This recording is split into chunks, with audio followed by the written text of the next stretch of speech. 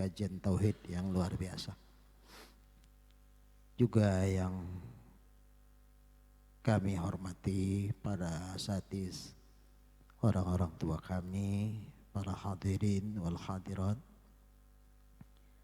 Semoga insya Allah kita semua selalu dalam limpahan rahmat Allah subhanahu wa ta'ala. Puji dan syukur kehadiran Allah, salawat dan salam keharibaan baginda Nabi kita Muhammad sallallahu alaihi wa alihi wasallam. Semoga kita semua bahagian dari umatnya yang mendapatkan syafaatnya fid dunya wal akhirah. Amin ya rabbal alamin. Nih kayaknya dua-dua kajian tauhid ini.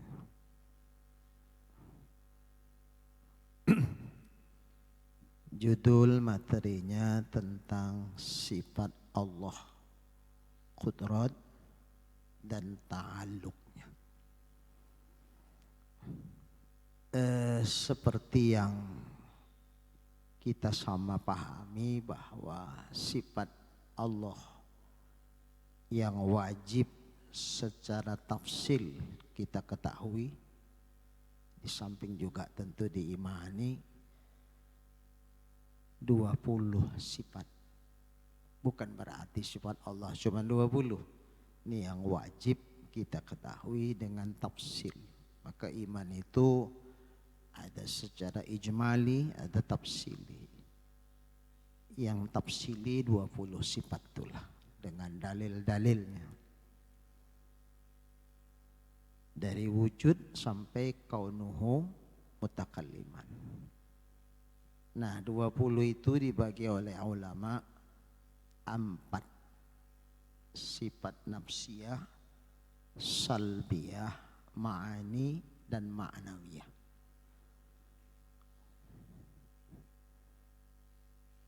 Sifat nafsiyah dan ma'nawiyah itu disebut juga sifat subutiyah.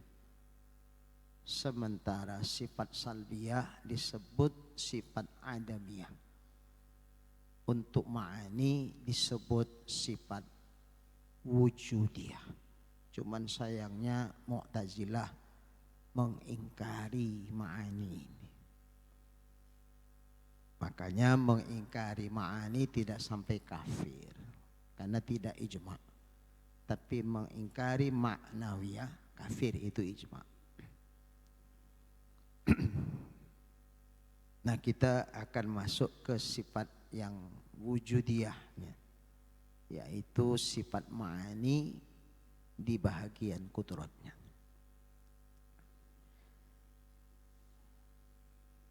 Para ulama Ahlus Sunnah wal Jamaah menyebutkan bahwa yajibu fi haqqihi ta'ala al-qudrah. Wajib pada haknya Allah Ta'ala. Hak di sini bermakna fi zatihi au fi nafsi.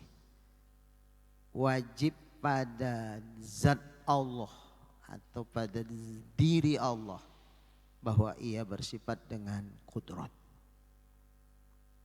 Yajib di sini yajibu fil aql, bukan wajib fil syar'i.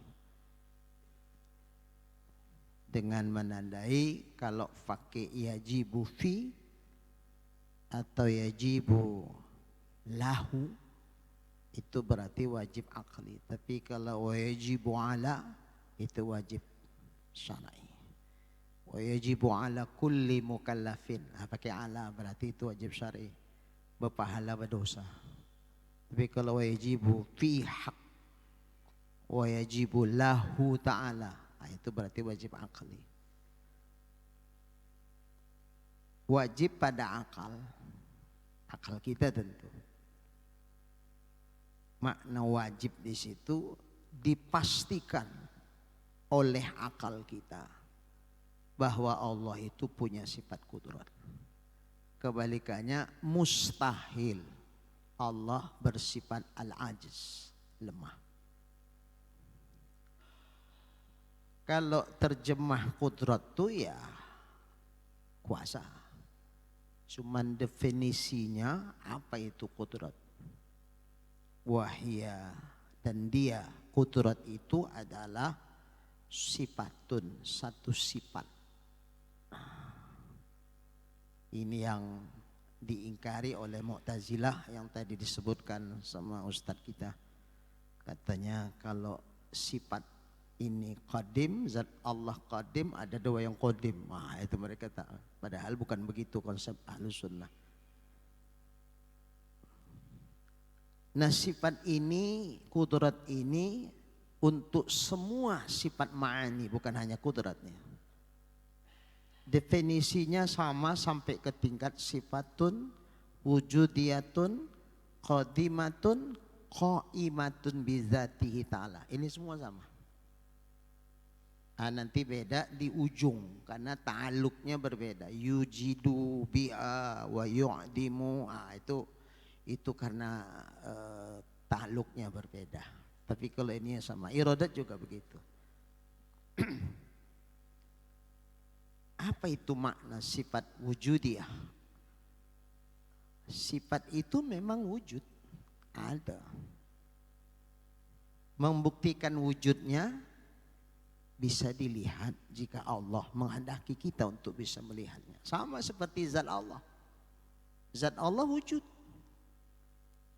Jika Allah menghendaki untuk kita bisa melihatnya, kita akan melihat zat Allah yang laisa kamitslihi syai'. Seperti itu juga sifat ma'ani Allah termasuk kudrat. Jika Allah menghendaki untuk kita bisa melihatnya, kita akan bisa melihat sifat kudrat Allah yang laisa kamitslihi syai'. Nah, masalahnya Allah izinkan atau tidak. Nabi Musa meminta izin untuk bisa melihat zat Allah. Tapi Allah tak izinkan itu. Sehingga ketika tajalli Allah pada bukitnya hancur, Nabi Musa nya pingsan. Isyarat bahwa Allah tak kasih izin untuk itu. Tapi mungkin tidak. Mungkin. Mungkinkah Allah bisa dilihat di dunia ini? Mungkin. Makna mungkin itu sesuatu yang diterima akal ada dan tiadanya. Kalau wajib sesuatu yang pasti adanya. Yang takkan diterima akal tiadanya. Nah, yang wajib itu sesuatu yang wujud selama-lamanya. Dan takkan pernah tiada selama-lamanya. Yang mustahil sesuatu yang tak pernah wujud selama-lamanya. Nah, wujudnya mustahil. Anak bagi Allah mustahil. Artinya apa? Sampai kapanpun anak itu takkan pernah ada pada Allah. Karena adanya ditolak oleh akal. Nah, kalau mungkin kebalikan dari dua itu. Sesuatu yang diterima akal ada dan juga tiadanya. Jadi kalau ditanya, mungkinkah Allah bisa dilihat di dunia ini? Mungkin. Mana dalilnya? Permohonan Nabi Musa. Kalaulah melihat Allah di dunia ini sesuatu yang mustahil, takkan itu diminta oleh seorang Rasul. Masa sekelas Nabi Musa tak tahu itu mustahil? Mustahil itu. Sekelas Nabi Musa seorang Rasul meminta yang mustahil, itu enggak masuk akal itu. Berarti Nabi Musa jahil, tak tahu dia sesuatu yang enggak akan terjadi diminta. Apakah sanggup kita mengatakan Nabi Musa itu jahil? Tak tahu dia membedakan mana yang mungkin, mana yang mustahil. Nah. Nanti kalau kita bilang Nabi Musa jahil, yang milih Nabi Musa jadi Rasul siapa? Allah. Berarti salah Allah milih seorang Rasul. Yang jahil pula dipilihnya. Kan kacau gitu nanti. Itu sesuatu yang mungkin. Soal itu diwujudkan Allah atau tidak, itulah yang cerita. Allah kepada Nabi Muhammad ketika Mi'raj, itu melihat zat Allah yang laisa kamitslihi syai'. Makanya maqam Nabi Musa dengan maqam Nabi kita Muhammad sallallahu alaihi wasallam lebih tinggi maqam Nabi Muhammad. Nabi Musa hanya mendengar kalamnya tapi tidak bisa melihat zatnya. tidak mendapatkan izin dari Allah untuk melihat zatnya. Sementara Nabi Muhammad bukan sekedar hanya diizinkan Allah mendengar kalamnya, bahkan bisa diizinkan Allah bisa untuk melihat zatnya. Cuman melihat itu jangan kita bayangkan kayak begini. Namanya melihat yang laisa kamitslihi syai'. Oke. Tak kita panjangi sampai ke sana. Nanti ngayal pula kan. Oke. Jadi sifatun wujudiyah nih seperti zat Allah wujud bisa dilihat, maka sifat wujudiyah pun bisa dilihat. Dan dia qadimah. Dia qadim seperti zatnya qadim. Maksudnya apa? La awwala li wujudi, tak ada awal bagi wujudnya. Maka kalau ditanya sejak kapan Allah punya sifat kudrat? Tidak ada sejaknya. Sama seperti pertanyaan sejak kapan Allah wujud? Tidak ada. Karena dia qadim. Tak berpermulaan, tak berawal. Kenapa sifat kudrat Allah itu qadim? Ya, kalau sifat kudrat Allah Ta'ala baharu, berarti sifat Allah baharu. Setiap zat yang punya sifat baharu, zatnya pasti baharu. Ada itu udah hukum akalnya begitu. Setiap zat yang punya sifat baharu, pasti zatnya baharu. Macam kita lah. Sifat kita baharu, pasti zat kita baharu. Mustahil tak diterima akal ada zat yang qadim bersifat yang baru. Nah, makanya dipastikan sifat karena dia sifat wujud dia qadim seperti zatnya juga qadim. Kalau dia wujud, di mana wujud sifat tuh? Qaimatun bi dzatihi ta'ala. Dia berada. Atau kalau kitab Melayunya berdiri pada zat Allah, berdiri. Nanti dibayangkan orang berdiri togak pula ya. Dan berada pada zat. Cuman jangan dibayangkan keberadaan sifat Allah pada zatnya seperti keberadaan sifat makhluk pada zat makhluk. Karena sifat makhluk pun ada juga sifat wujudiyah. Apa contoh? Seperti dinding yang berwarna putih. Dinding itu zat makhluk, zat baru. Putih pada dinding itu sifat baharu. Kalau kita mau tahu seperti apa sifat baharu pada zat baharu, seperti warna putih pada dinding itu. Apakah seperti itu sifat Allah pada zatnya? Ya kalau begitu Allah tidak laisa kamitslihi syai'. Beliau laisa kamitslihi syai'. Mukhalafah lil hawadits. Zat Allah laisa kamitslihi syai'. Sifat Allah laisa kamitslihi syai'. Keberadaan sifat wujudiyah Allah pada zatnya juga laisa kamitslihi syai'. Maka jangan ngayal di situ. Nah, jangan dihayalkan. Intinya mukhalafah lil hawadits. Kalau sudah mukhalafah lil hawadits, jangan dipaksa akal memikirkannya. Nanti ketawa sendiri.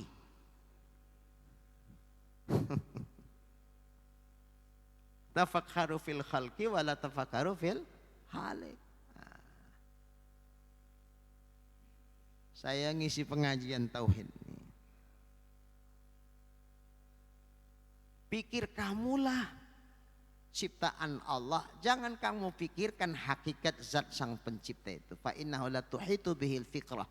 Fikirmu tak akan mampu meliputi zat Allah. Jadi makanya jangan Allahnya jadi objek. Ciptaan Allah jadi objek. Setelah kita paham ciptaannya, tinggal dibalik-balikkan saja. Allah tidak seperti itu karena dia mukhalafah dengan itu. Udah, sebatas itu kita wajib tahu tentang Allah. Bukan mengetahui hakikat zat Allah. Hakikat zat Allah la ya'rifuhu illallah.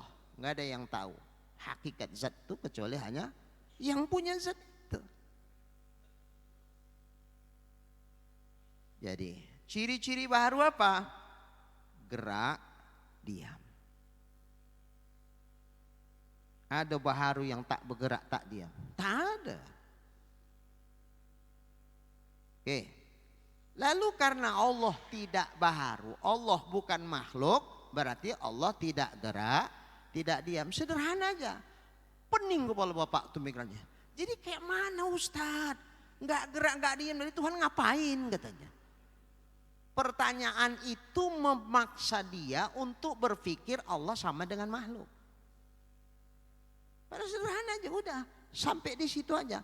Karena Allah bukan makhluk, makhluk itu gerak atau diam. Allah bukan makhluk berarti Allah tidak gerak, tidak. Sederhana, sudah cukup sampai di situ. Stop. Jangan lagi pening kepala aja. Jadi kayak mana, kayak mana. Nah, itulah yang bisa gila itu. Nah, gila itu. Orang sudah jelas laisa kamitslihi syai' mukhalafah lil hawadits. Sudah. Kalau sudah mukhalafah lil hawadits, stop, udah habis. Sampai di situ kayak gitu. Memaksanya, nah itulah bahaya. Oke. Terus baru fungsi. Ini taluknya ini. Yujidu biha. Allah mengadakan dengan sifat kudrat itu. Wa yu'dimu. Dan Allah meniadakan dengan sifat kudrat itu. Kulla mumkinin. Tiap-tiap yang mungkin. Maka kudrat itu cuma dua. Ijad, i'dam. Dia mujid, dia mu'dim. Dia mengadakan, dia meniadakan. Cuma dua. Berapapun banyak yang diciptakan Allah nih, betapapun banyak alam ini, tetap dua saja kerja Tuhan. Kalau tidak mengadakan, meniadakan. Cuma dua. Apa yang diadakan dan ditiadakan? Kulla mungkin, tiap-tiap yang mungkin. Mungkinun jaizun fil aql, sama itu. Sesuatu yang diterima akal ada dan tiadanya, mungkin atau jaiz. Nah, cuman kadang-kadang orang baca kitab Melayu tak pernah, itu pun kacau juga. Karena jaiz diartikan harus. Kitab Melayunya begitu. Harus, kata kitab Melayu itu dia memahamkan harus menurut istilah sehari-hari. Berarti harus, mesti itu Ustaz. Padahal harus itu terjemah lama kitab Melayu dari kata jaiz atau mungkin. Oke. Ta'alluq qudrat disebut dengan ta'alluq ta'thir. Nah, apa itu ta'alluq? Nah, ada pula memangkan ta'alluq, ta'alluq tunduk. Bukan. Ta'allaqa ya ta'allaqu ta'alluqan, ta'alluq. Bukan ta'alluq. Lain ta'alluq, lain ta'alluq. Kalau mau diterjemah bebaskan, ta'alluq itu kaitan. Kudrat ini terkait dengan apa? Allah menjadikan dan meniadakan, mengadakan dan meniadakan terkait dengan apa? Terkait dengan setiap yang mungkin. Nah, cuman kalau kitab Tauhid mendefinisikan ta'alluq, menuntut sifat lebih dari sekedar ia ada pada zat. Kalau sifat itu hanya ada pada zat, tidak menuntut lebih dari itu, berarti dia tidak punya ta'alluq. Contoh hayat. Tapi kalau dia menuntut lebih dari itu, berarti ada ta'alluqnya. Qudrat menjadikan atau meniadakan. Iradat mengkhususkan, menentukan. Ilmu mengetahui. Sama mendengar. Di samping dia sifat ada pada zat, karena wujud dia, dia mendengar. Dia melihat. Dia menunjukkan, dilalah kalau dia kalam. Nah, ketika menuntut lebih dari sekedar ia pada zat, itulah yang disebut dengan ta'alluq. Ta'alluq sifat kudrat ini disebut ta'alluq ta'thir. Taksir. Kalau di kitab Melayu dibilang memberi bekas, merubah dari tidak ada sesuatu menjadi ada, dari ada sesuatu menjadi tiada. Dengan dasar inilah makanya ta'alluq qudrat itu hanya kepada yang mungkin, tidak kepada yang wajib, tidak kepada yang mustahil. Kenapa? Karena yang bisa berubah sesuatu yang mungkin. Yang wajib sampai kapanpun wajib. Dalam artian yang wajib selama-lamanya ada. Takkan pernah menjadi tiada. Nggak akan berubah dia. Yang mustahil selama-lamanya tiada. Takkan pernah berubah menjadi ada. Kalau yang mungkin bisa berubah. Dari tidak dirubah menjadi ada. Dari ada dirubah menjadi tiada. Bisa berubah. Oleh karena itu maka qudrat karena sifatnya merubah.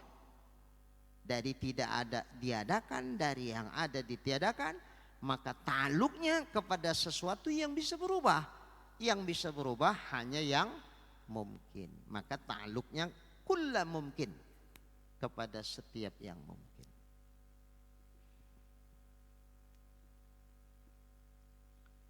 Selalu kadang muncul pertanyaan syubhat. Kalau nggak bisa jawabnya atau salah jawab, kacau juga ini. Pak Ustadz, yo, nanya Pak Ustadz,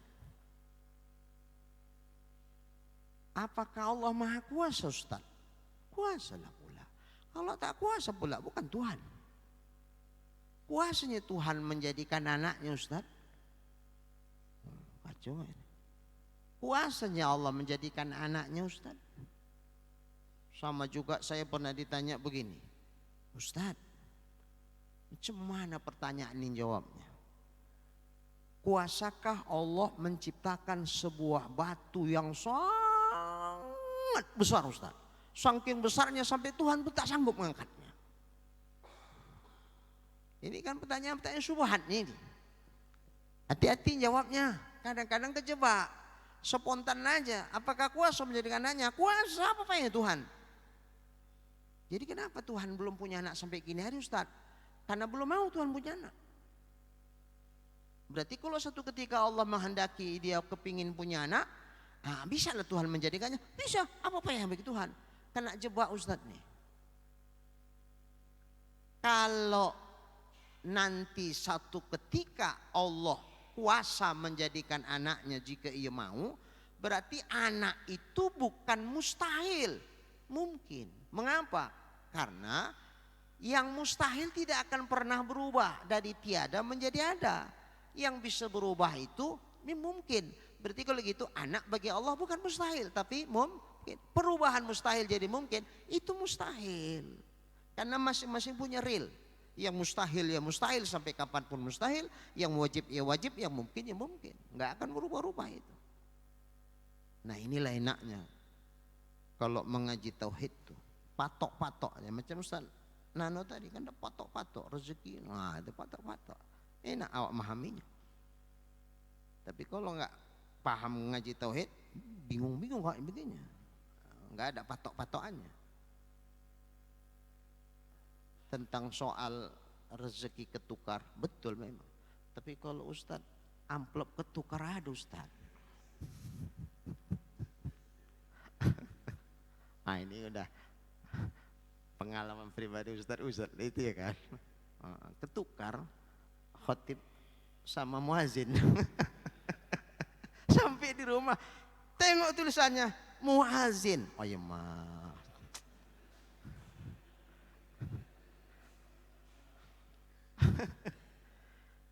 Cuman nanya kira-kira ku agak ku teleponnya nazirnya. Dipoto WA kan aja lah. Ketukar Pak gitu. Tapi karena udah ngaji sama Ustadz Nano, nggak ada rezeki yang ketukar, amplop aja yang ketukar nih. Kalau rezekinya nggak ketukar, amplop aja yang udahlah. Kalau memang masih rezekiku, nanti datang nanti menukar amplop tuh rupanya memang nggak rezeki awak yang itu, rezeki yang ini nggak datang, menukarnya balik, udahlah. wajib. Tugas nggak bertukar, amplopnya ya ketukar. Ya, berarti isi amplop itu rezeki, itu nggak ketukar. Cuman tulisannya ya ketukar. Allahu Akbar. Baik. Balik ke fokus pembahasan kita.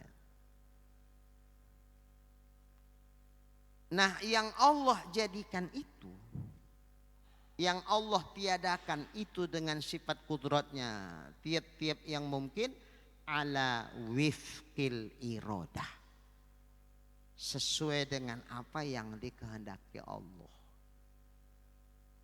Bila Allah menghendaki sesuatu yang terjadi itu pada azali, nanti ada pembahasan sendiri tentang iradat. Maka disebut ta'alluqun tanjiziyun qadim.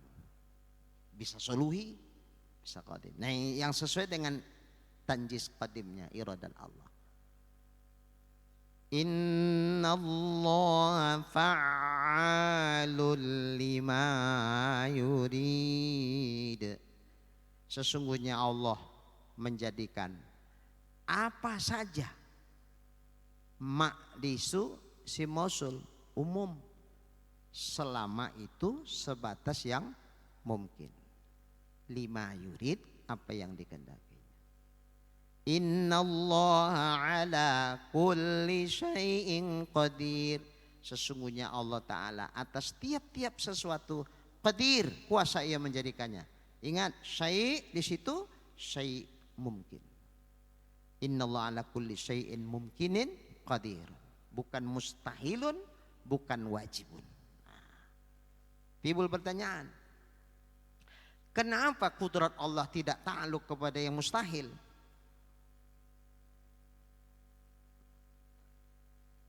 Kudrat itu ijad, i'dam, mengadakan, meniadakan. Kaedah mustahil itu sesuatu yang sampai kapanpun tiada, nggak akan diterima oleh akal adanya. Berarti mustahil sesuatu yang sampai kapanpun dia tiada. Kalau yang mustahil itu diadakan, berarti berubah mustahil menjadi mungkin. Itu mustahil. Atau yang mustahil itu ditiadakan, karena kudrat kan meniadakan, termasuk ijad dan i'dam. Dari sisi meniadakan, yang mustahil itu memang tiada. Bagaimana mungkin yang tiada ditiadakan? Itu istilahnya tahsilul hasil. Meniadakan yang tiada, ngapain? Sisi itu. Dasar inilah maka kudrat tidak ta'aluk kepada yang mustahil. Baik dari sisi ijadnya maupun dari sisi i'damnya. Kepada yang wajib. Yang wajib itu sesuatu yang pasti adanya. Sampai kapanpun dia ada, takkan pernah menjadi tiada. Nah, kalau itu diadakan oleh Allah dengan kudratnya, berarti tahsilul hasil. Ngapai pula yang ada diadakan lagi? Kalau yang wajib adanya ditiadakan, maka akan berubahlah hakikat yang wajib menjadi mungkin, karena dia bisa berubah. Perubahan wajib jadi mungkin itu mustahil. Baik. Anak bagi Allah sesuatu yang mustahil. Apakah kuasa Allah menjadikan anak baginya? Jawabannya bukan soal kuasa atau tidak kuasa. Pertanyaannya salah. Kalau pertanyaannya salah dijawab, pasti jawabannya salah. Sama kayak pilihan 7 tambah 3, jawabannya betul 10. Tapi pilihannya 8, 9, 12. Yang manapun dipilih anak itu pasti salah. Maka kalau anak itu pintar, pertanyaan dengan jawaban tidak sesuai. Nah, itu baru pintar anak. Kita bilang juga begitu. Pertanyaan saudara tidak sesuai dengan ta'aluknya kudrat Allah. Ta'aluk kudrat Allah itu kepada sesuatu yang mungkin. Anak bagi Allah itu mustahil. Bukan tidak kuasa Allah menjadikan anaknya, tidak ke sana sasaran kudrat Allah. Kalau Allah tidak menjadikan anaknya, bukan persoalan dia kuasa atau tidak kuasa. Biar masuk di akal dia, bikin contoh untuk yang baru. Kemana ta'aluk telinga kita, pendengaran kita kepada suara. Kemana ta'aluk pandangan mata kita kepada yang benda atau warna. Seumpama adalah terapu meledak, ditanyalah ke mata, hei mata, itu suara apa itu? Umpama mata bercakap, mana aku tahu katanya. Begitu kerasnya suara, masa tak terdengar kau? Berarti lemahlah kau mata. Bisa kita vonis mata itu lemah karena dia tidak bisa mendengar? Tak bisa. Kenapa? Karena taluk sifat mata itu bukan kepada sesuatu yang didengar. Begitupun umpama telinga ditanya apalah warna dinding masjid nih, mana tahu aku. Apa kita bilang telinga itu berarti lemah, tak bisa melihat warna dinding tuh? Tidak bisa. Kenapa? Karena sasaran telinga bukan kepada warna, kepada suara. Itulah perbandingannya. Karena kalau tadi kita bilang tidak taluk kudrat kepada pening kepala dia pun ngaji tauhid. Kita bikin perbandingan kepada yang mudah dipahami. Itulah kira-kira kudrat Allah itu tidak terkait kepada mustahil. Anak bagi Allah sesuatu yang mustahil. Kalau Allah tidak menjadikan anaknya bukan berarti dia lemah. Seperti halnya kalau mata tak bisa mendengar suara keras, dentuman keras, tak bisa dikatakan mata itu lemah. Kira-kira begitu. Jadi masuk di akal dia. Baru bulan gitu. Baik. Terus ala wifkil irodah, sesuai dengan apa yang dikehendaki Allah. Bila Allah menghendaki itu tanjis, tunainya kehendak Allah tuh pada azali, qadim. Maka sebelum ada apa-apa, sebelum diciptakan Allah satu pun dari makhluknya, pada azali yang wujud hanya Allah. Tidak ada siapa-siapa, tidak ada apa-apa, yang ada cuman Allah sahaja. Pada azali Allah sudah menentukan apa saja yang nak diciptakan. Itulah tanjis qadim iradat Allah. Nah, apa yang dikehendaki Allah pada azali pasti diciptakannya, pasti terjadi itu. Karena kalau tidak terjadi berarti tak kuasa Tuhan menjadikan apa yang dikehendakinya. Tak kuasa Allah menjadikan yang dikehendakinya, itu sesuatu yang mustahil. Sehingga tegas Allah menyebutkan innallaha fa'al lima yurid. Enggak lari itu. Kudrat Allah Ta'ala dalam mencipta atau meniadakan itu tak lari dari apa yang sudah dikehendakinya pada azali. Maka kalau seperti ini tak perlu resah yang tertukar amplop tadi.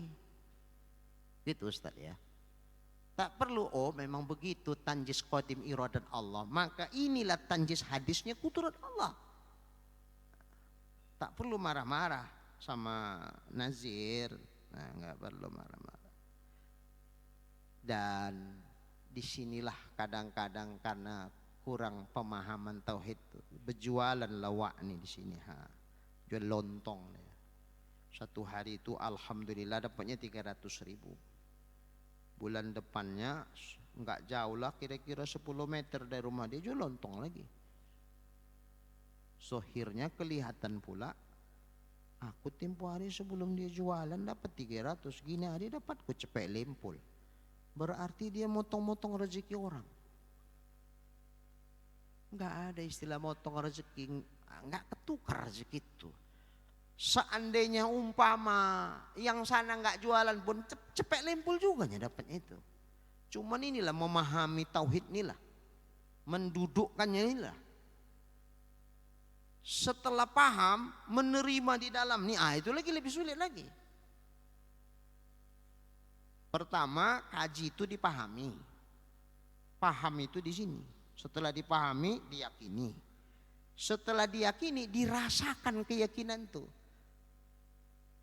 Bahwa inilah memang tanjis hadis kudrat Allah yang sesuai dengan tanjis qadim iradat Allah.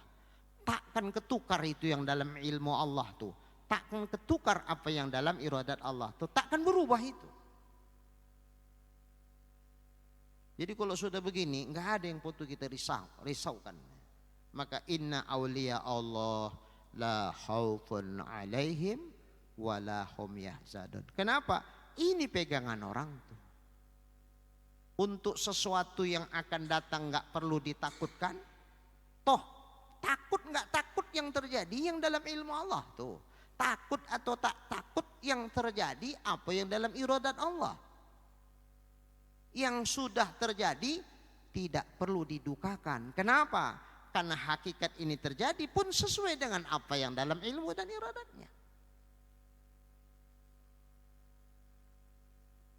Inilah mendudukkan nilai yang memang.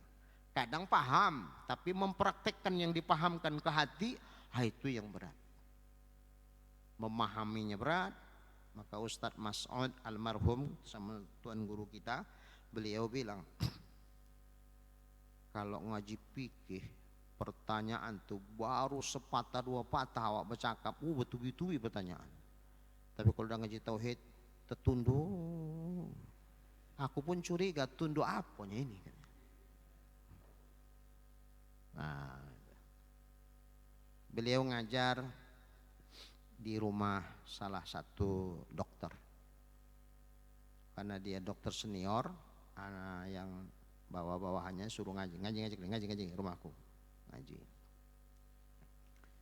Kata almarhum Ustadz Mas'ud, ku tengok kening-kening orang tuh berkedut-kedut juga ku tengok.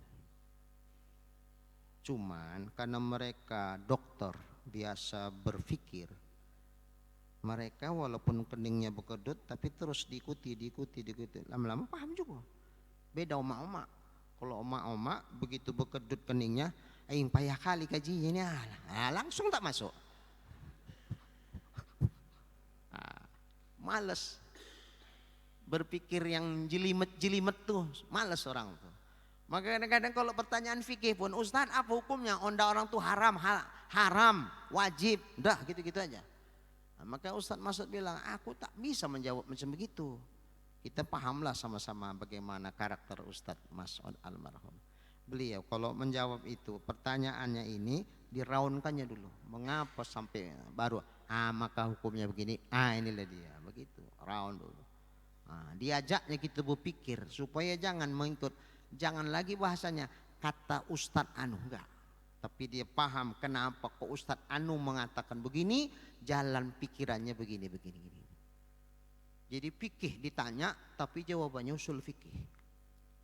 Walaupun tidaklah seperti usul fikih, pas betul. Tapi diajak orang untuk berpikir. Jangan taklid saja. Tapi kalau oma-oma ondaknya begitu memang. Makanya susah Ustaz ngajar tauhid sama oma-oma ini. Ujungnya kalau tak paham ngaji sendiri lo orang tuh. Berkombur. Oke. Jadi ngaji tauhid nih saya selalu menekankan kepada diri saya dan juga kepada jamaah. Pertama kita pahami dengan baik. Setelah itu tentu kita imani. Jangan mentok sampai di situ. Ngaji tauhid berpuluh tahun, tapi perilaku tidak seperti orang yang mengaji tauhid.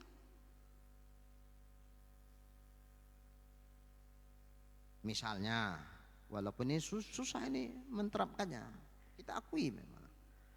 Apa yang perlu kita galaukan untuk sesuatu yang akan datang. Tapi kita sudah yakin apa yang akan terjadi sudah ada pada ilmunya Allah. Inkisab ilmu Allah tuh. Tahu Allah. Tidak nunggu sudah terjadi baru Allah tahu. Sebelum terjadi jauh pada azali Allah sudah tahu. Nanti bakal terjadi ini. Mau risau, mau apapun kita, toh yang terjadi itu. Kan rugi kita merisaukannya. Capek, buang energi pikiran kita. Yang penting bagi kita adalah menjalankan apa yang menjadi perintah Allah. Apa perintah Allah di kondisi aku saat ini? Allah memerintahkan aku melakukan ini. Bikin. Selebihnya apa yang akan terjadi? Tidak harus seperti yang kuusahakan. Mau kepala jadi kaki, kaki jadi kepala. Kata orang tua-tua dulu begitu. Mengusahakan sesuatu yang kita inginkan, yang kita cita-citakan. Yang terjadi bukan yang kita usahakan. Yang terjadi tetap apa yang ada pada ilmu dan iradat Allah. Makanya rugi kalau kita mengusahakan sesuatu, nawaitunya untuk hasil. Salah itu. Hasil sudah ada pada ilmu dan iradat Allah. Allah enggak akan menjadikan sesuatu yang itu tidak ada pada ilmu dan iradatnya. Enggak. Makanya definisi kudrat ini ijadu kulli mumkin au ijadu kulli mumkinin, atau kalau sini yujidu biha wa yu'dimu kulla mumkinin, pakai ala wifkil iradah. Nah, itu perlu penekanan itu, ala wifkil iradah. Sesuai dengan apa yang ada pada iradat Allah pada azali. Tidak lari dari itu. Nah, kalau begitu berarti sudah selesai semua. Sudah, pada Allah sudah selesai. Pada kita yang belum selesai. Maka kalau kita memahami apa yang ada pada ilmu Allah, tanjis qadim ilmu Allah, tanjis qadim iradat Allah, ya sudah, apa yang mau kita galaukan? Pokoknya jangan disalahkan Allah karena aku tidak menjalankan perintahnya. Allah suruh kita berusaha, usaha. Kul kullu ya'malu ala syakilati. Tapi kalau kita malas-malasan, malas kita tuh yang salah secara syar'i. Padahal mau kerja atau tak kerja, kalau ada pada ilmu Allah Ta'ala, pada datang rezeki itu. Maka seperti kata Tuan Guru kita, ada rezeki yang kata Sayyidina Ali, yang kita tuntut, ada rezeki yang dia datang. Tak bala kita cari-cari, datang sendiri. Ada yang kita usahakan, ada yang tidak kita usahakan. Ada kadang-kadang awak berpikir, kayaknya dari sini lah datang sebab rezeki itu. Awak pun dah siap-siap lah. Tahu-tahu udah dekat hari hanya di pen, Ustaz, mohon maaf lah Ustaz, ada pula kesalahan Ustaz. Apa itu? Rupanya panitianya udah duluan orang tuh pula nyarinya Ustaz. Oh iya, ya udahlah, tak ngapo-ngapo. Kecewa. Padahal mula-mula, Ustaz bisa kan Ustaz? Tolong Ustaz dicatatkan Ustaz. Jangan sampai lupa, jangan sampai double ya Ustaz. Jangan, kami tak nyari-nyari lagi Ustaz. Ya, kami catat. Ustaz catat juga ya. Iyo, kata awak. Dah. Tahu-tahu besok nak acara, telepon. Maaf sih 2 kali maaf Ustaz. Rupanya orang tuh cari juga, orang tuh duluan pula Ustaz. Aku minta maaf lah Ustaz ya. Oh iyalah, kata awak. Ayo. Iolahnya macam mana? Lemas. Itu ujian ustaz-ustaz itu. Sama juga tukang keramik, udah sebulan tak kerja, tiba-tiba ditelepon, Pak, Pak Anu ya? Iya, aku dapat telepon dari Pak Anu, katanya Bapak tukang keramik. Iya Pak, iya betul. Aku udah siap membangun Pak, tinggal ngeramik yang belum. Maksudku sama Bapak aja lah ini. Karena aku dengar Bapak pasangannya bagus. Bisa kan Pak? Insya Allah. Jadi begini Pak, ukurannya sekian kali sekian. Bapak hitunglah dulu biar aku belanja. Nanti begitu siap aku belanja Pak, aku telepon langsung jadi besoknya Bapak kerja. Oke. Siap. Dihitunglah, telepon balik. Sekian meter ini. Oke. Berapa Pak ongkos? Per meter sekian.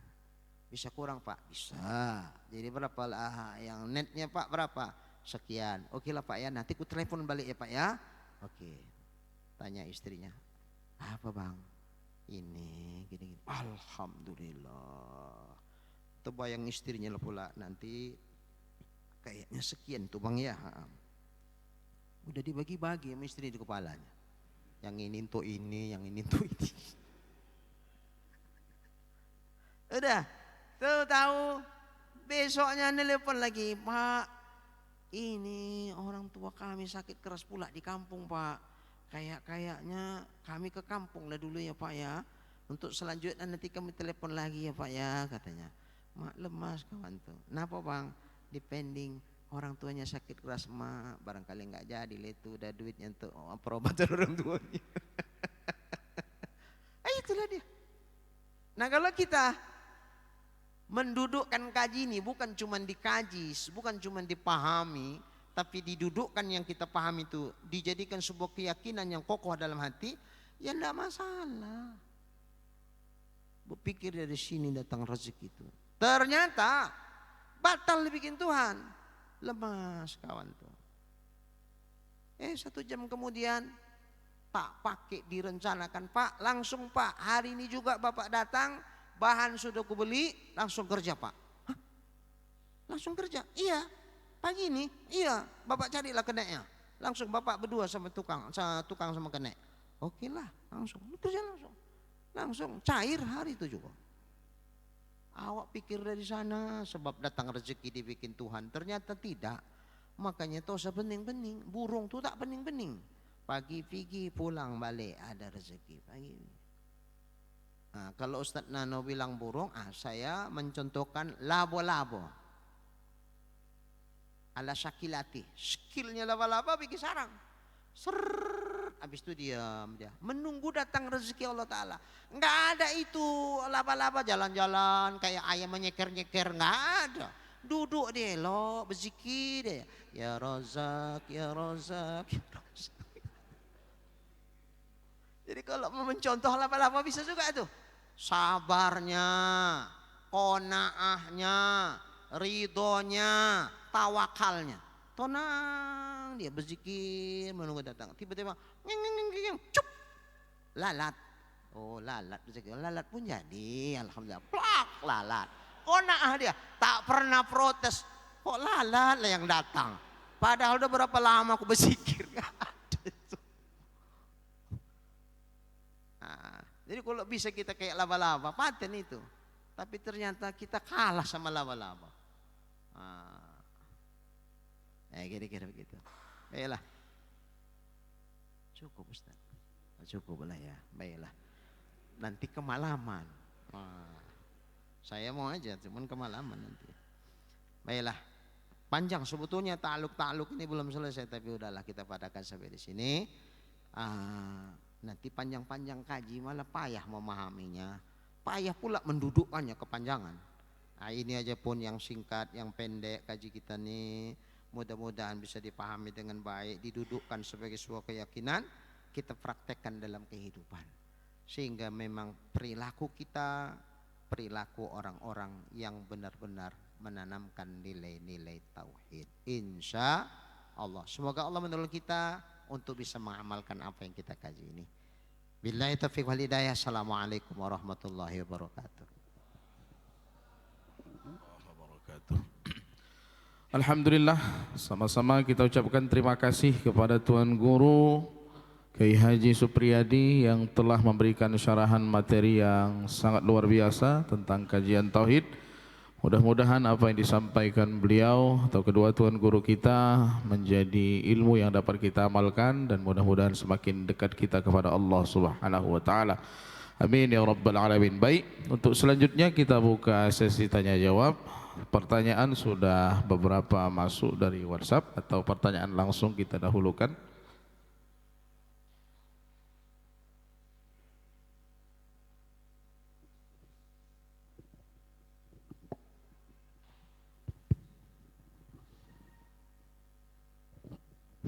Assalamualaikum warahmatullahi wabarakatuh. Minta izin Ustaz, narasumber kedua tidak mengetahui hakikat zat Allah sesungguhnya adalah pengetahuan.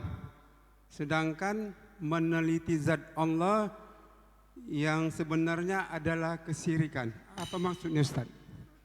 Dua, pertanyaan kedua, tahaluk adalah menutup sifat lebih dari zat. Maksudnya bagaimana Ustaz? Assalamualaikum warahmatullahi wabarakatuh.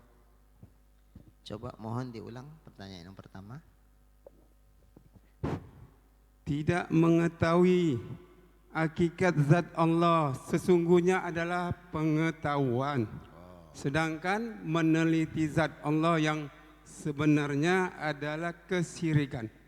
Apakah ini maksudnya Ustaz? Ya. Langsung dijawab Ustaz. Ya. Ada ungkapan yang mengatakan gini.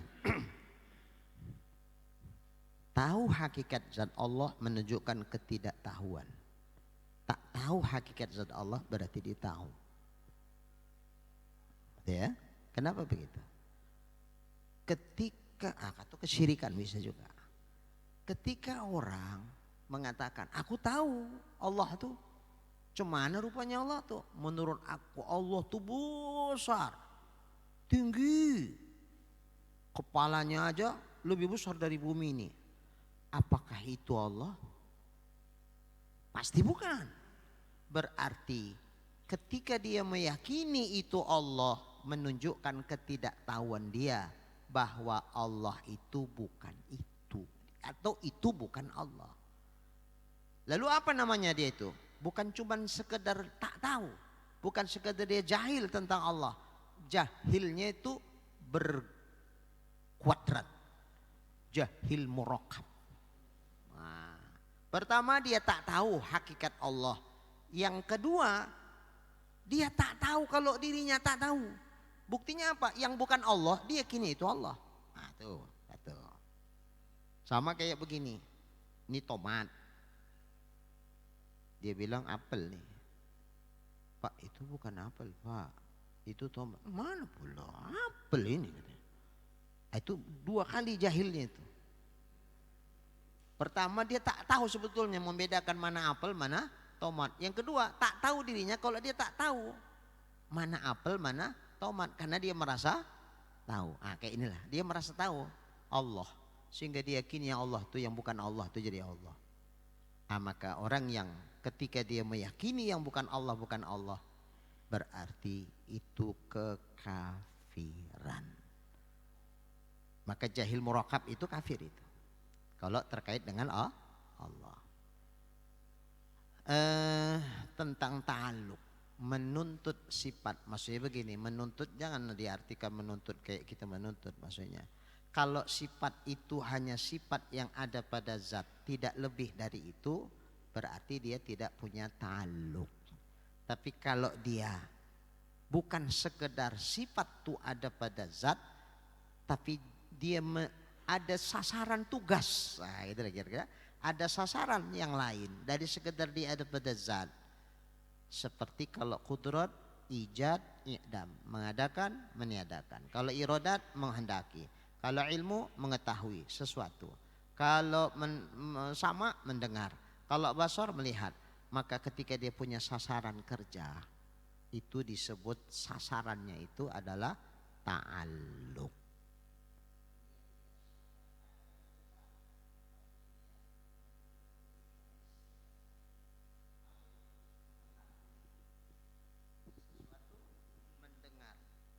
Sesuatu melihat, sesuatu menjadikan atau meniadakan, sesuatu menghendaki sesuatu. Ketika ada sasaran lain selain dia ada pada zat, itu disebut namanya ta'alluq. Kira-kira seperti itu. Oke. Alhamdulillah, pertanyaan yang kedua dari WhatsApp untuk narasumber yang pertama. Apakah ada doa supaya murah rezeki dalam konteks pemberian yang datangnya dari Allah? Dan satu lagi, apakah ada rezeki yang tertunda?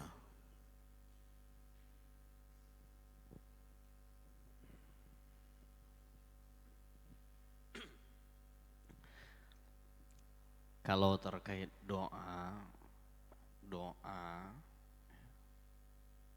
itu banyak yang kita maklumi bersama, termasuk rezeki yang datang tidak diduga-duga itu. Allahumma inna nas'aluka rizqan kathiran kalau mau rezekinya banyak. Tapi tambah juga halalan thayyiban. Allahumma kfin bi halalikan haramik dan seterusnya. Tapi yang lebih penting dari itu adalah amalannya tadi. Kalau rezeki mau datang yang tak terduga-duga, seperti takwa. Selain usaha itu kita mengambil sebab. Tapi selain itu ada istighfar, diperbanyak, mendatangkan rezeki. Silaturahim juga mendatangkan rezeki, dan sebagainya. Kemudian kalau untuk yang kedua, rezeki yang tertunda itu istilah kita saja. Istilah kita saja. Artinya apa? Artinya belum rezekinya saat itu. Hadis tadi yang saya ambil kutipannya saja, itu lan tamuta nafsun hatta tastakmil rizqaha fattaqullah wa ajmilu fit talab. Orang tidak akan mati sebelum dia menghabiskan rizkinya.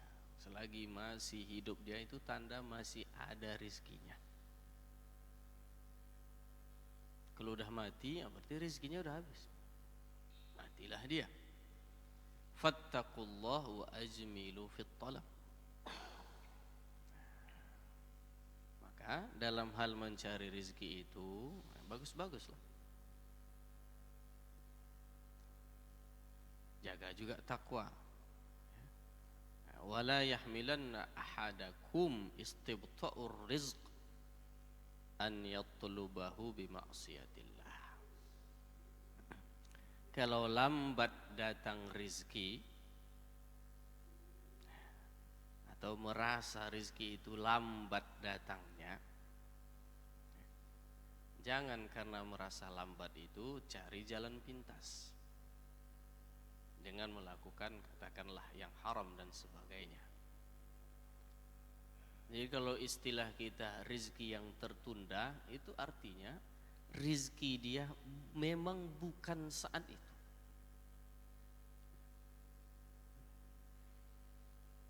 Orang dapat anak,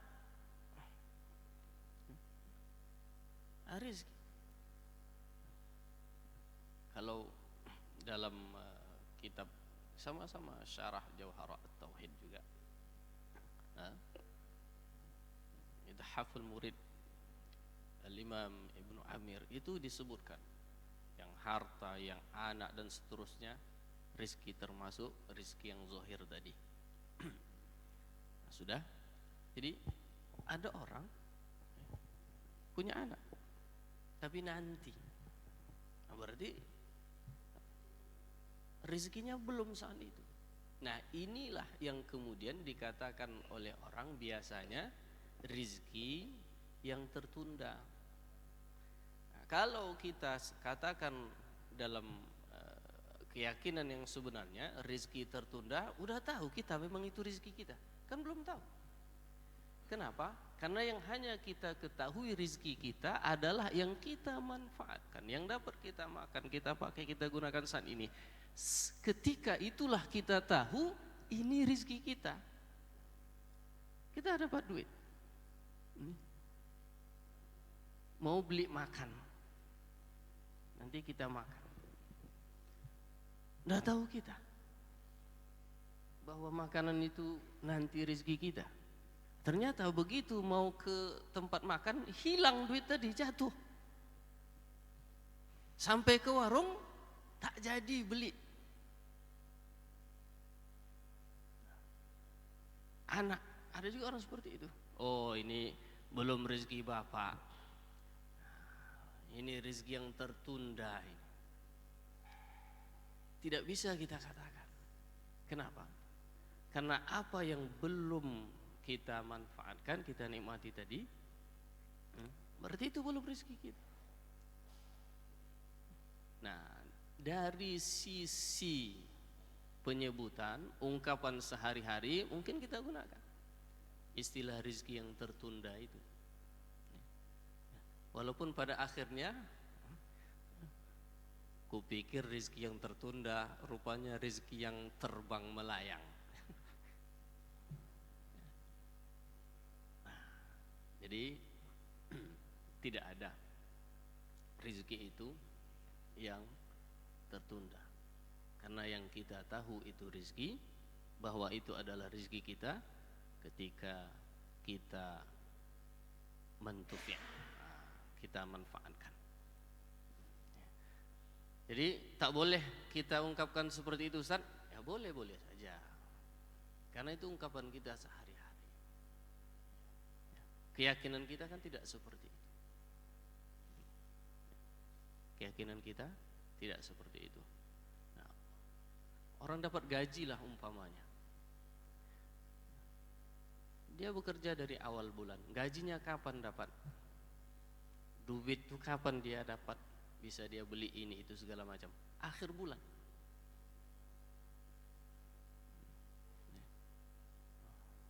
Atau dia jualan, laku. Tapi orang masih ngutang. Nanti baru bayar. Akhir tahun pula lagi. Bisa kita katakan itu rezeki kita yang tertunda. Tahu-tahu tak dibayar-bayar sama orang tuh. Tahu-tahu. Artinya apa? Memang tak rezeki kita, sudah. Itulah keyakinan kita. Jadi kalau dalam bahasa dikatakan seperti itu, paling tidak mahui lirizq. Nah, yang kita persiapkan, kita agak-agak jadi rezeki kita, nah, ternyata belum datang, nah, itu bisalah kita sebut rezeki yang tertunda. Macam yang tadi disampaikan Tuan Guru kita tadi lah, udah diagak-agaknya dapat lah nanti, rupanya dibatalkan. Ini bukan tertunda lagi, terbang rezekinya. Rezeki yang melayang. Jadi ya seperti itu. Ya. Wallahu alam, hanya itu yang dapat dijawab. Pertanyaan untuk narasumber yang kedua dari WhatsApp. Ada seseorang yang dijanjikan seseorang akan berangkat umrah misalnya. Namun yang menjanjikan tersebut entah karena kesibukan yang luar biasa sehingga sampai sekarang belum dipanggil-panggil lagi. Apakah wajib kita mengingatkan janji itu sama orang yang sibuk tadi?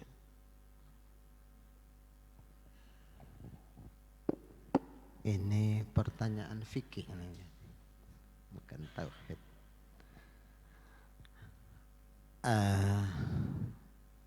Kalau dibilang wajib, berarti kalau tak kita ingatkan berdosalah kita.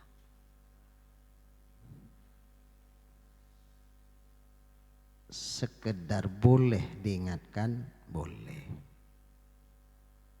Dalam artian kalau ini kan menyangkut soal kita, di situ ada harga diri juga. Entah barangkali bukan luponya, memang tidak. Tiba-tiba kita bilang ada harga diri awak juga di situ.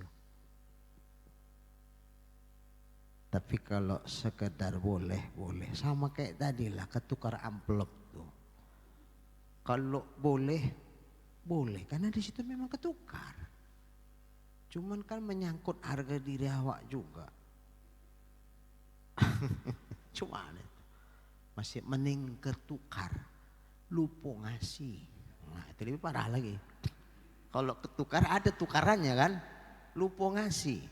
Awak teleponnya Ustaz. Bah, ada yang lupa barangkali. Apa itu Ustaz? Bapak ingat-ingat lah apa barangkali. Itu. Jadi kalau fikihnya boleh-boleh aja. Kenapa? Karena adatnya kita tahu. Ini udah ditulis. Berarti kan memang udah disiapkan untuk kita lah itu. Salah. Salah ngasih. Pikirnya boleh-boleh aja. Cuman karena ketika menyangkut nih soal harga diri juga. Ya udahlah, balikkan aja ke tauhid. Kalau memang rezekiku dalam ilmu Allah dan iradatnya, ditukar balik nanti datang kemari. Ini pengalaman saya. Tapi bukan ketukar, lupa ngasih. Sampailah pulang. Cuman janganlah kalau lupa ngasih, pura-pura lah Ustaz tuh lama nyari selo. Paling nampak selo di situ. Apa Ustaz ini nyari selo? Itu kan Ustaz. Oh iya lupa. Oh iya. Sini rupanya. Nggak nampak aku. Padahal maksudnya bak lama, bak ingatlah bapak tuh, bak ingatlah bapak tuh. Udah. Kalau memang dipegang betul tauhid nih, udah. Pulanglah saya sampai di rumah. Tiba-tiba nggak lama, belum lagi ganti pakaian pun. Datang, Assalamualaikum, salam. Ustaz, mohon maaf Ustaz.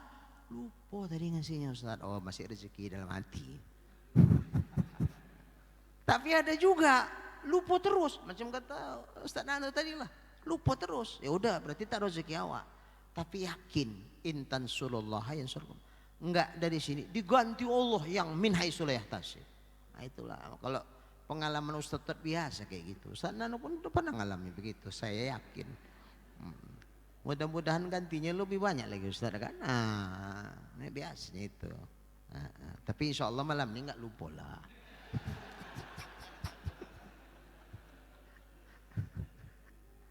Oke. Jadi kalau ditanya wajib kayaknya nggak sampai nanti berdosa pula awak kan. Tapi sekedar boleh mengingatkan. Maaf Pak, karena tempo hari Bapak bilang kalau masih berlaku lagi itu ya. Tapi kalau pun tidak tak ngapol lah Pak, nggak apa-apa tuh, nggak masalah. Pura-puranya pada dalam hati kecewa juga kan gitu. Jadi kalau wajib nanti berdosa. Cuman kalau dia betulkah itu jadi janji atau cuman cakap-cakap biasa-biasa aja. Insyaallah kalau ada rezeki nanti berangkat nanti Bapak. Entah cakap-cakap seluruhnya barangkali. Awak megang kali. Terakhir berjanji kok lupa kok agak dia. Bukan lupa, cakap-cakap kosong itu. Kita lah memahami itu. Oke. Ustaz. Baik Ustaz, pertanyaan terakhir dari Zoom Ustaz, dari jamaah luar.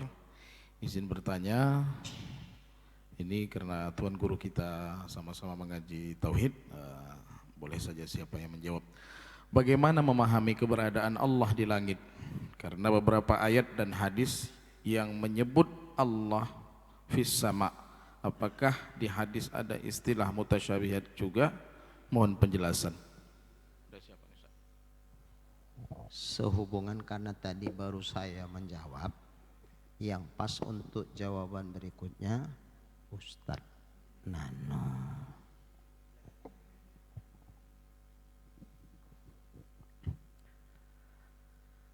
Baik.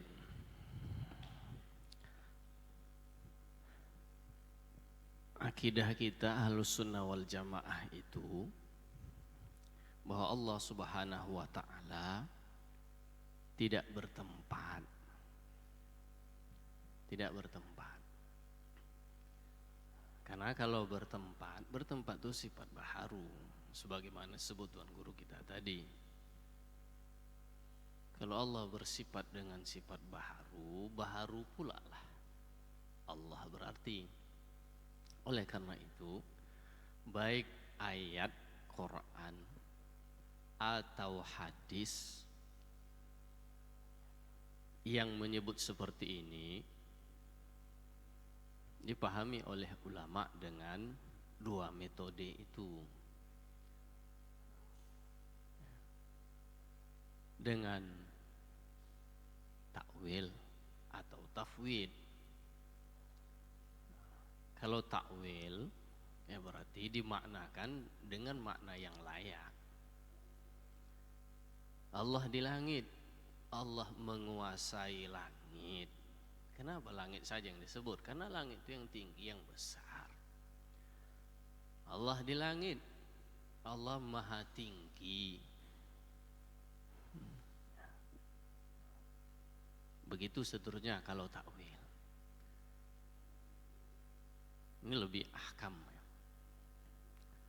Kemudian kalau dipahami secara tafwid, ya, ini tafwid harus dipahami tafwid ya, makna, bukan tahu tafwid kaifiyah.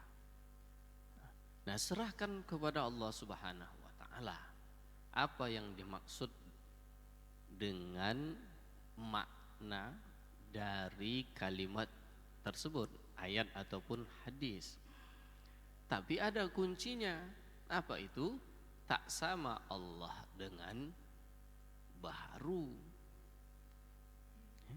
Laisa kamitslihi syai'.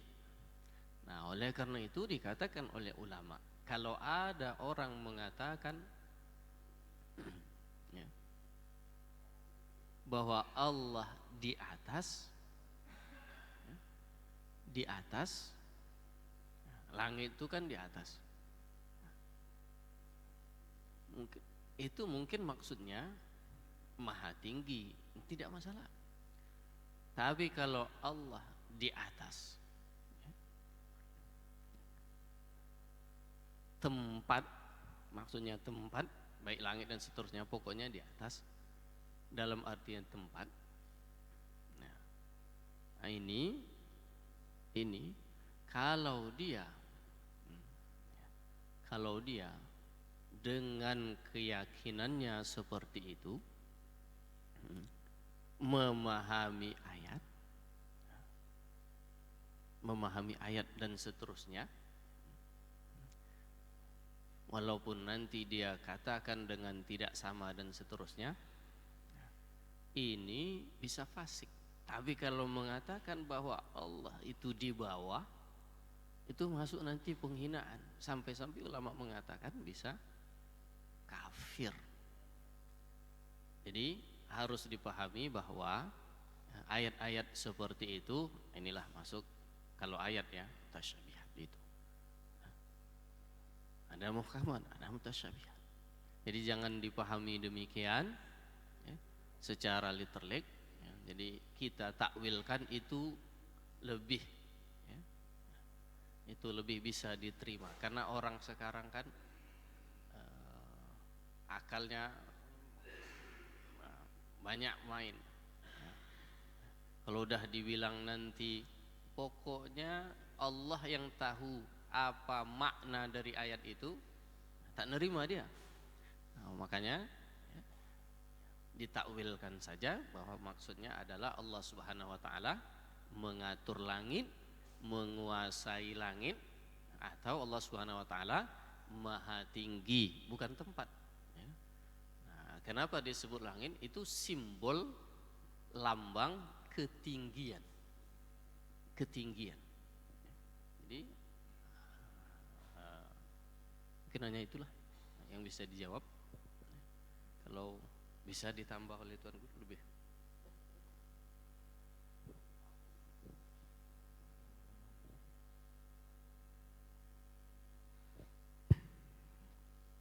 Alhamdulillah. Kita ucapkan terima kasih kembali kepada kedua tuan guru kita pada malam hari ini yang sudah memberikan ilmunya dan menjawab pertanyaan kita semua pada malam hari ini dengan sangat baik. Tentu alhamdulillah ilmu yang diberikan pada malam hari ini dapat kita amalkan dalam kehidupan kita dan kembali gunanya lebih dekat kepada Allah Subhanahu wa taala.